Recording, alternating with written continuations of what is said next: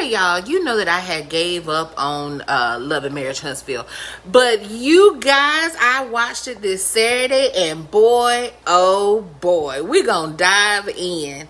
Y'all ready? Let go. Let go, Jake. It's Mary B, yeah. Sit down, let's talk about reality, yeah.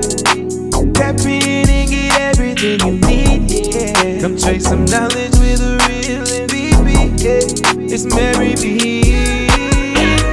You gon' laugh until you weak, promise you won't wanna leave your seat, So strap in, let's get deep, yeah. Mary B, yeah. Yeah, it's Mary B, yeah. Alright, it's Mary B, yeah. Ooh, it's Mary,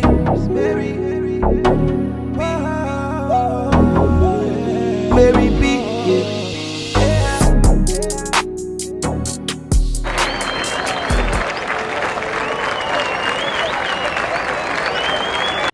Hey y'all, welcome to my channel. Thank you so much for coming over to see me. It's been a while. I had my husband's birthday, then my friend's birthday, so I've been traveling, but I have been in these Love and Marriage Huntsville streets, honey. So we're gonna dive right into it. But first, I wanted to say thank you for coming to my channel. Please make sure to like, share, and subscribe, and also make sure to leave me a little message. So y'all, I started off doing the Love and Marriage Huntsville reviews, but the first few episodes were so boring and dragged so much that I just didn't even take the time to do a review. But this week's episode actually caught my attention, so we're gonna get into some things. Make sure to comment. So the episode starts off with Mel meeting at Tiffany's house to invite her to tea and discuss Martell ignorance at their daughter's birthday party. So she goes to check up on Tiffany, and you know Mel always got some snacks with her. That's my type of girl. Thank you for bringing something to my home when you come. You know, that's how you know you was raised right. Anyways, Mel comes and checks on Tiffany, see how everything went after the spa day when it was supposed to be relaxing, but her and Stormy ends up getting into it with Kiki, which is Tisha's cousin. Tiffany lets her know that when she left, she just felt like she had high blood pressure and nothing was really solved. And they go into Mel talking about Martell coming to their daughter's birthday party. Now, I want to stop on this for a second and focus on all of the women and the disgusting comments that were said about Melody not letting Martell come to a party that he knew full well that he was not invited to. If you are divorced, it's nothing saying that you have to invite the other person to the children's birthday party, especially if the person's trying to take custody of your children. Now, I know being, because I have been divorced, sometimes you can go a little, crazy when you're thinking about, first of all, somebody's trying to take your child. All the gloves are off, okay? Melody is a nice Christian woman. We love seeing great women of God. But trying to take Mother Bear's children, you might as well just go wrestle with a cheetah. You understand what I'm saying? So I think it was nice of her to even give him the option to come get their daughters or their oldest daughter, Mariah, on her birthday, when that probably wouldn't have been given to her. And furthermore, Martell is so egotistical and prideful and disgusting and manipulative. And when I say manipulative, I don't even understand how these women are manipulated by him. He just seems so moronic, like really ignorant, in my opinion. And I guess looks, I'm not into muscular guys at all. I think that's, anyways, I'm not into that whole I go to the gym 24 hours a day look. But to me, Martell is not where it's at. And I just don't understand why all these ladies be mesmerized. I don't get it. It's very sad. Anyways, Melody lets Tiffany know exactly what happened at the party and how Martell acted a fool, how he said he wanted to see his daughter when he wanted to see her, and how, she was gonna have to call the police on him, which I think she actually did call the police on him, because that's what you have to do with ignorance. Sometimes you just have to call the police. Anyways, Tiffany says that she lowered her standards to go back and forth with Kiki at Tisha's spa party. And that's basically where it ends. Other than Mel, the good part was when Mel said that she wished she would have had her children by a man and not a queen. And I said, checkmate. I'm so glad that OWN let that even be played. Because, it's such a sensitive time. They would have said, oh, she being homophobic and all this other stuff. So I'm glad OWN let her express herself, because Martell has expressed himself about how he feels about Melody, calling her everything but a child of God also. So I think it was good that she was able to, stick and move, girl, stick and move. So next we have Kimmy and Maurice discussing his son not listening to her. Oh my gosh, Maurice. For them to be the ages that they are, and for Maurice for this to be his second marriage, you would think he'll be a little bit better with communication, but yet here we are. Kimmy clearly said, Maurice, I don't feel like you back me up with Monster, which I hate that they call him Monster. I don't understand why they don't call him Maurice Jr. or MJ or anything like that. But anyways, Kimmy says to her husband, I don't think you back me up when it comes to Monster. And this man's listening skills is that I need to call Monster's mama so you'll know it's okay to discipline him any way that you want to. So again, he gets Kiowa on the phone with Kimmy, and Kiowa was like, no, I expect her to discipline him the way I would discipline him. Which in all fairness, yes, because, number one, Monster was how old by the time Kimmy and Maurice got together? But he does need to listen to Kimmy as an additional parent, and I don't think Maurice is making that clear. And it's definitely on Maurice in order to be able to back Kimmy up. Shout out to Kimmy for playing her role as a bonus mom or stepmom, whatever they want to use. It's 2023. And Maurice, it would behoove you to listen to what your wife actually says. She did not need you to call your ex-wife.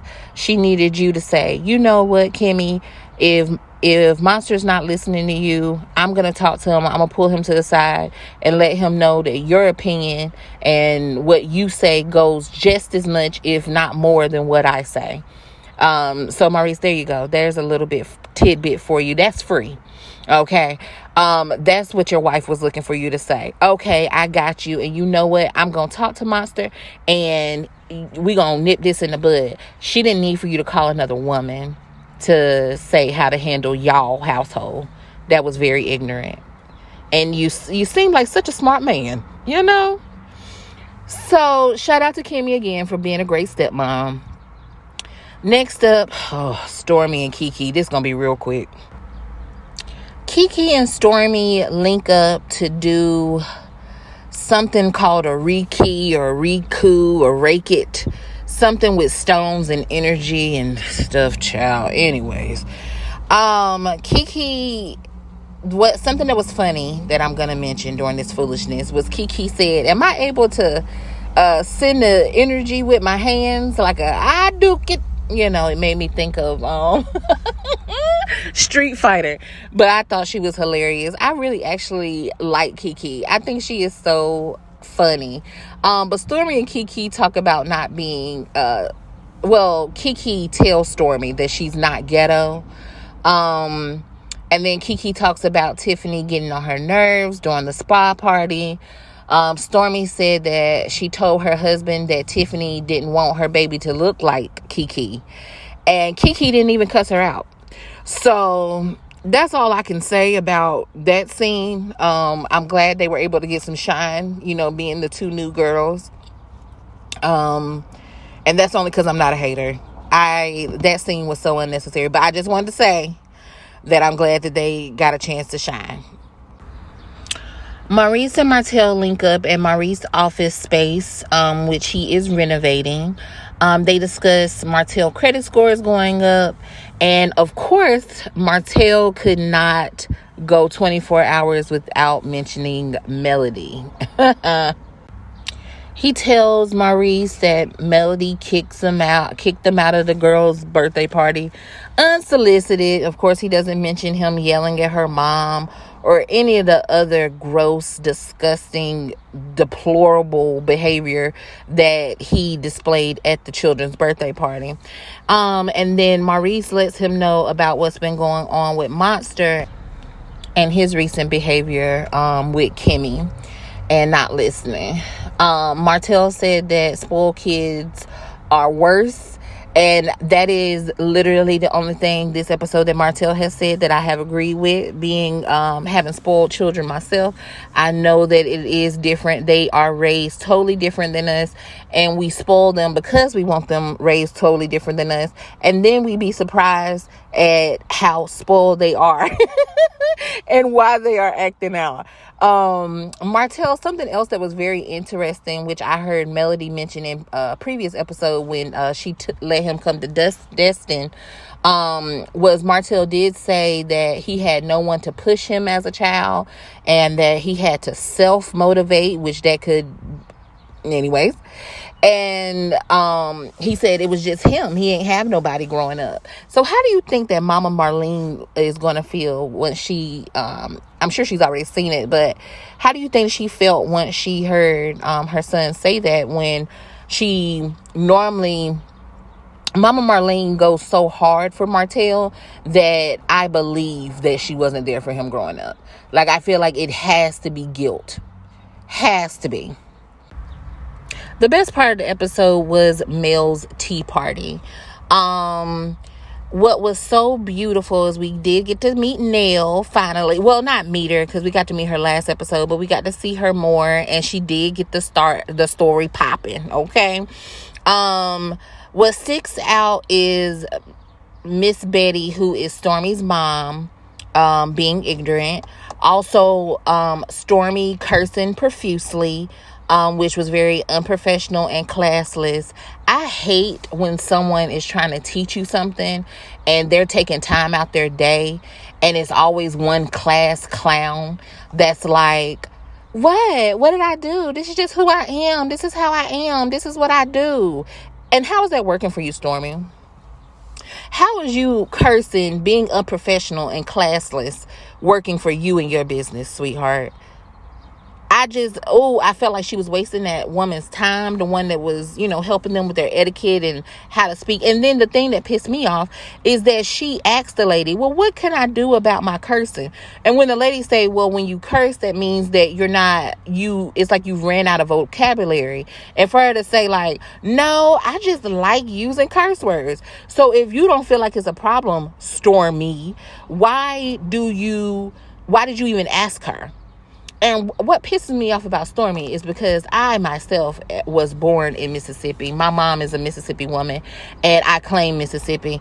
And to see that Stormy is what's represented on this Love and Marriage Huntsville show, it kind of ticks me off. And it ticks me off more because that's her mama, and her mama is so ignorant. Being her mom was so ignorant, it does let you know that the apple does not fall too far from the tree. And just because Stormy is a successful businesswoman, and I'm sure she is a multimillionaire, and shout out to Canvas Beauty, because I don't hate on other black women, and I'm so proud of her with whatever she has going. I had never heard of Canvas Beauty before this show, but obviously other women have, so shout out to her and being a great businesswoman. But being a great businesswoman and representing black women from Mississippi, please, Stormy, do better and get your mom off that dang on show embarrassing you like that, embarrassing the rest of us that's from Mississippi and look to older women to actually be knowledgeable and have good sense, because your mother does not. She is the worst representation of a Mississippi woman, an older Mississippi woman I ever seen in my life.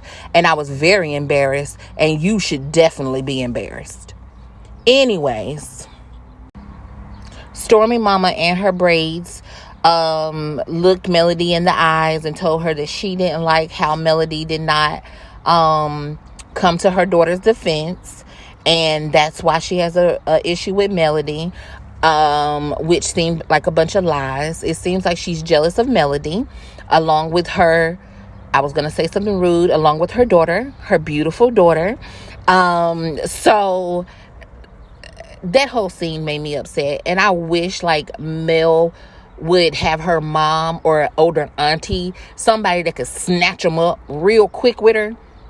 Because like me, when you're dealing with elders, you know what I'm saying, or people that's mad older than you, you want to show respect. So you don't want to be like, you know what, B, I'll take you to the, you know what I'm saying. So you know what, I just say, don't worry about it, ma'am. I'll get my auntie. You know what I'm saying. Talk to my older sister. You know what I'm saying. Y'all the same age. Talk to my older brother. Y'all the same age, you know. So I didn't like that Melody didn't have her backup. And then Kiki says, since we talking, let's talk. So Kiki brings her grievances against Tiffany.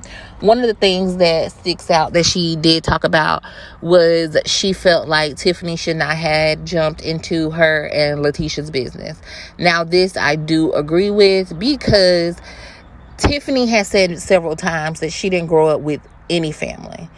I myself I'm from a very large family. I have thousands of first cousins. I'm one of 9. So of course there are disagreements, huge disagreements, like Tisha and Kiki. No, I ain't never dealt with nothing like that. But of course there's going to be disagreements. So, Tiffany shouldn't have took a side when it came with, Tisha and Kiki. But I think what she was saying was she has been around Tisha more. So that's why she was taking more of Tisha's side. I really didn't honestly understand why Tiffany was saying anything. I didn't understand why.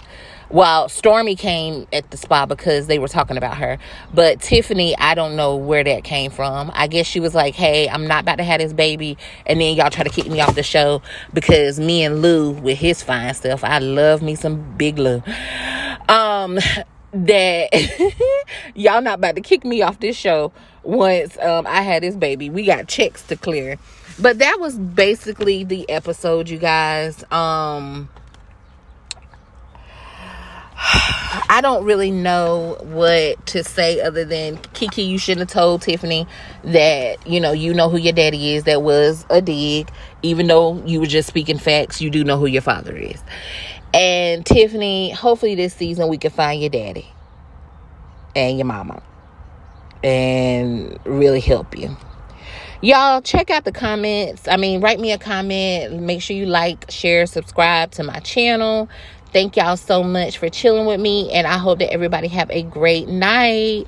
Bye, y'all. Let go, Jake. It's Mary B, yeah. Sit down, let's talk about reality, yeah. Tap in and get everything you need, yeah. Come chase some knowledge with a real MVP, yeah. It's Mary B. You gon' laugh until you weak, promise you won't wanna leave your seat, So strap in, let's get deep, yeah. Mary B, yeah. It's Mary B, yeah. Alright, it's Mary B, yeah. Ooh, it's Mary.